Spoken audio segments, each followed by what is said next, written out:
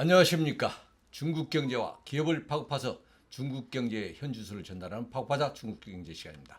오늘은 아주일보 구유정 기자와 함께 중국 업계의 다양한 모습을 탐구해 보겠습니다. 안녕하십니까. 안녕하십니까. 아주일보 구유정입니다. 예, 이번 주 중국 경제에 관한 소식을 전하기 전에 오늘 이재명 대통령이 21대 대통령으로 취임을 했죠.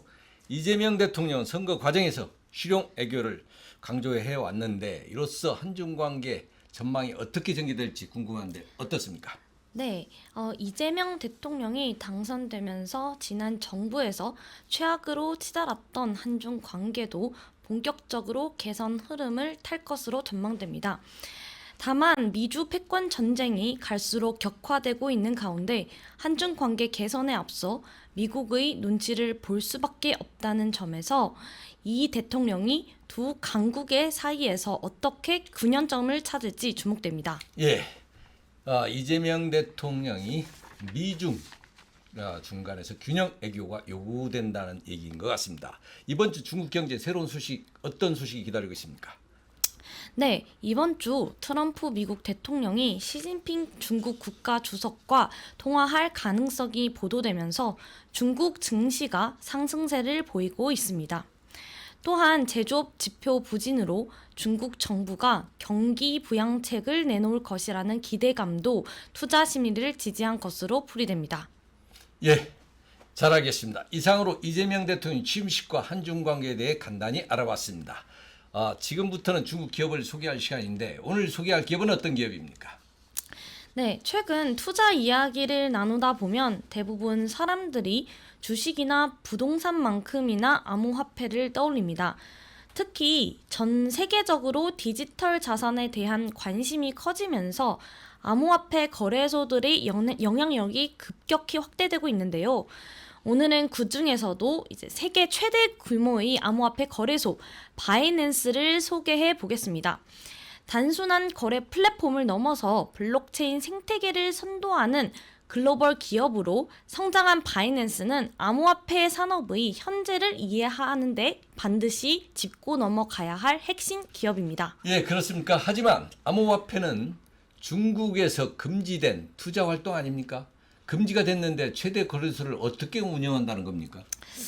네, 맞습니다. 중국은 세계에서 가장 강력한 암호화폐 규제 국가 중 하나로 거래소 운영이나 채굴 등을 전면적으로 금지하고 있죠. 그런데 아이러니하게도 바이낸스는 2017년 중국에서 시작된 회사입니다. 설립자는 중국의 캐나다인 창펑 자오인데요. 그는 상하이에서 태어나 청소년기에 캐나다로 이주했고 이후 컴퓨터 공학을 전공했습니다. 블룸버그, 후오비, 오케코인 등에서 시스템 개발과 금융 인프라를 경험하며 암호화폐에 눈을 떴고 2017년 바이낸스를 창업하면서 세계를 대상으로 한 진짜 글로벌 거래소를 만들겠다는 비전을 실현해 나갔습니다. 다만 설립 직후 중국의 규제 강화로 본사를 홍콩과 몰타, 현재는 두바이와 프랑스를 포함한 여러 국가로 분산시켜 분산형 글로벌 운영 체계를 갖추게 되었으며 이것이 오히려 글로벌 성공의 발판이 되었습니다. 예, 중국 정부에서 암호화폐 규제를 해마다 강화시키는데 중국 유저들이 있습니까? 또 있다면 현재 유저 구성은 어떻게 되어 있습니까? 네, 먼저 중국이 암호화폐 거래에 대한 규제를 지속적으로 강화한 것은 맞습니다. 2021년에 암호화폐 채굴과 관련된 모든 활동이 불법으로 규정되면서 중국 내 공식적인 암호화폐 거래는 사실상 불가능해졌습니다. 이로 인해 중국 본토 사용자들은 VPN 등을 활용한 제한적인 접근만 가능한 상태이며 중국인 유저 비율은 전체 이용자 중 소수로 줄어들었습니다. 반면 바이낸스는 규제 리스크가 낮은 국가들을 중심으로 시장을 적극 확대했습니다. 현재는 150개국 이상 약 1억 5천만 명의 유저를 보유하고 있으며 특히 동남아시아, 유럽, 아프리카, 남미 등 지에서 두각을 나타내고 있습니다. 개발도상국에서는 전통 금융 접근성이 낮기 때문에 바이낸스의 모바일 기반 암호화폐 서비스가 매우 유용하게 활용되고 있습니다. 바이낸스는 어떻게 이렇게 빠른 시간 안에 글로벌 사용자들을 확보하게 된 겁니까? 네, 창립 이후 불과 몇 달 만에 세계 1위 거래소로 올라선 데에는 속도와 유동성이 핵심입니다. 바이낸스는 설립 초기부터 빠른 거래 처리 속도, 수백 개의 암호화폐 상장, 낮은 수수료, 그리고 강력한 보안 시스템으로 주목을 받았습니다. 특히 신규 암호화폐의 상장을 빠르게 반영해 코인 투자자들의 성지로 불리며 급성장했습니다. 창펑 자원은 빠르고 안정적인 거래 엔진을 바탕으로 초당 수백만 건의 거래를 처리할 수 있는 시스템을 구축했습니다. 또한 초기부터 알트코인의 우호적인 정책을 펼쳐 다양한 프로젝트의 상장을 유치했고, 바이낸스는 자체 토큰인 BNB를 도입해 수수료 할인 등 다양한 혜택을 제공했습니다. 또 그는 단일 국가에 의존하지 않고 사용자 인터페이스, 현지 언어, 법정 화폐 입출금 지원 등 다양한 국가 맞춤 전략을 빠르게 도입해 전 세계 투자자들의 문턱을 낮췄습니다.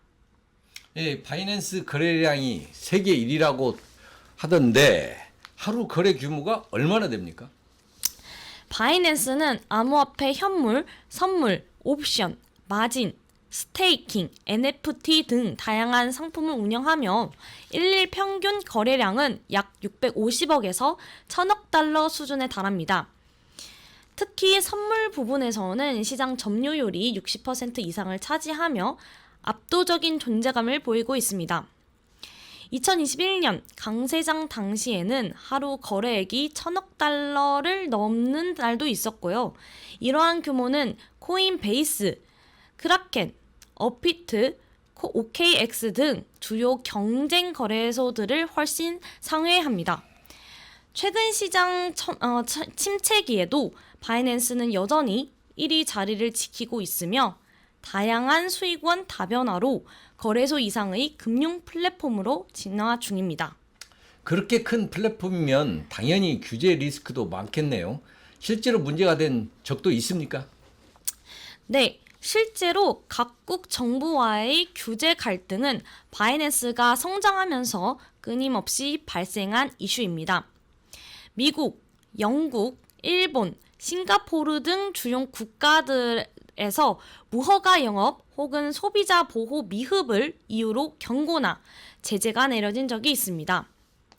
가장 큰 이슈는 2023년 미국 법무부와의 협의인데요. 바이낸스는 미국의 자금 세탁 방지법과 고객 확인 제도에 제대로 대응하지 못했다는 이유로 무려 43억 달러의 벌금을 납부하게 되었고, 창펑 자오는 CEO 자리에서 물러났습니다. 네, 잘 알겠습니다. 미국 정부와의 법적 분쟁은 바이낸스에 큰 타격을 준 것 같습니다. 맞습니까? 단기적으로 평판 손상과 함께 사용자 이탈 우려도 있었지만 결과적으로는 투명성과 책임 경영에 대한 신뢰 회복의 계기가 되었습니다. 43억 달러라는 거액의 벌금은 물론 CEO 교체라는 중대한 변화도 있었지만 거래소 자체의 운영은 중단 없이 이어졌고 고객 자산은 안전하게 관리되었습니다. 오히려 이후에는 KYC 강화, 내부 감사 체계 정비, 국가별 법인 설립 확대 등으로 바이낸스가 회색지대를 벗어나려는 신호를 명확히 하며 장기적인 안정 기반을 다지게 된 계기가 되었습니다. 예, 국내 암호화폐 시장은 업비트를 중심으로 일부 거래소들이 주도하고 있으며 비교적 폐쇄적이고 내수 중심적인 구조를 보이고 있습니다. 이에 반해 바이낸스는 규제와 정치적 환경을 넘어서며 전 세계를 무대로 생태계를 확장해온 대표적인 글로벌 플레이어입니다. 바이낸스는 기술력, 속도, 글로벌 전략으로 암호화폐 산업의 방향을 선도하고 있는 반면 한국은 여전히 규제 중심의 관리형 시장에 머물러 있는 셈입니다.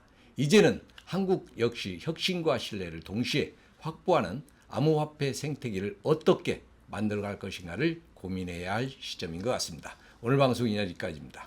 궁금하시거나 알고 싶은 중국 기업이 있다면 아래 댓글로 남겨주세요. 마지막으로 구독, 좋아요, 알림 설정 부탁드립니다. 감사합니다. 경제에 관심 많으신가요? 바른 생각으로 세상을 바라봅니다. 더 공정한 언론, 아주경제. 5개 국어로 세상과 소통합니다. 따뜻한 미디어, 아주경제. 오늘도 아주 경제적인 생각을 전합니다. 아시아의 중심에서 세계를 만나는 원칙과 상식의 정도 언론, 아주경제.